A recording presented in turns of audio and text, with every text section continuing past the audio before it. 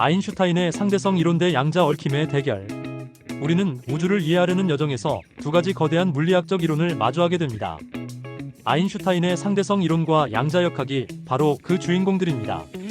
아인슈타인은 우주를 하나의 큰 그림으로 설명하려 했고, 양자역학은 미시적 세계에서 일어나는 현상들을 규명하려 했습니다. 이 두 이론은 서로 충돌했고, 그 대결은 오늘날까지도 여전히 중요한 과학적 논쟁의 중심에 있습니다. 그럼 왜 이 두 이론은 대결을 벌였을까요? 아인슈타인의 상대성 이론, 왜 대결이 시작되었나? 1905년 아인슈타인은 특수 상대성 이론을 발표하며 빛의 속도가 어디에서나 일정하다는 혁명적인 아이디어를 제시했습니다. 그리고 1915년에는 일반 상대성 이론을 통해 중력의 개념을 시공간의 왜곡으로 설명하며 우주를 더 큰 틀에서 이해하려는 방향을 제시했습니다. 아인슈타인은 우주에서 모든 것은 예측 가능하고 결정론적이어야 한다고 믿었습니다. 즉, 우주에서 일어나는 모든 현상에는 일정한 규칙이 존재한다고 주장한 것입니다. 하지만 양자역학이 등장하면서 아인슈타인의 세계관은 흔들리기 시작했습니다.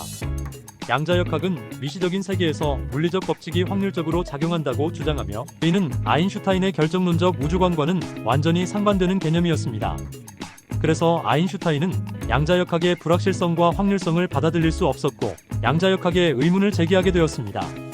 그는 신은 주사위를 던지지 않는다라는 유명한 말을 남겼습니다. 이는 우주에서 일어나는 일에는 확률이나 우연이 있을 수 없다는 뜻이었습니다. 양자 얽힘과 반박, 대결의 시작. 양자역학의 핵심은 불확정성 원리와 양자 얽힘입니다. 양자역학에서는 입자가 특정 상태에 있을 때 그 상태는 고정된 것이 아니라 확률적으로 존재한다고 말합니다. 예를 들어 두 개의 입자가 얽혀 있다면 하나의 입자가 상태를 바꿀 때 다른 입자도 즉시 영향을 받는 현상이 발생합니다.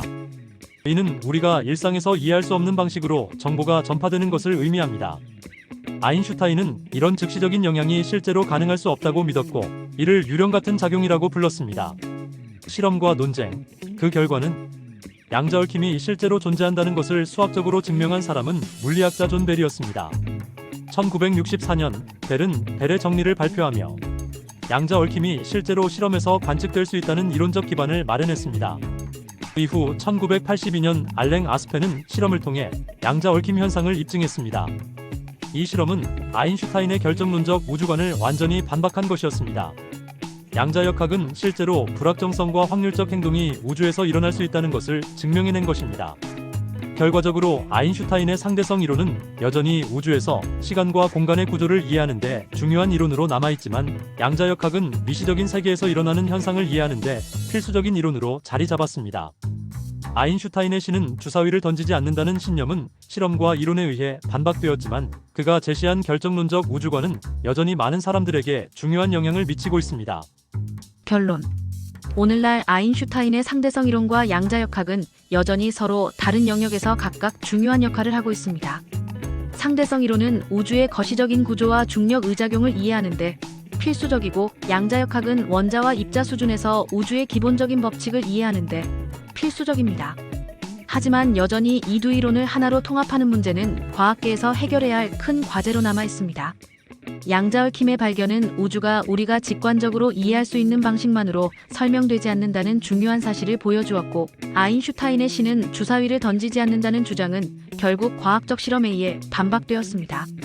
그러나 이 대결은 단순히 하나의 이론이 다른 이론을 이기는 것이 아니라 우주에 대한 우리의 이해를 더 깊고 넓게 만드는 중요한 과정이었습니다.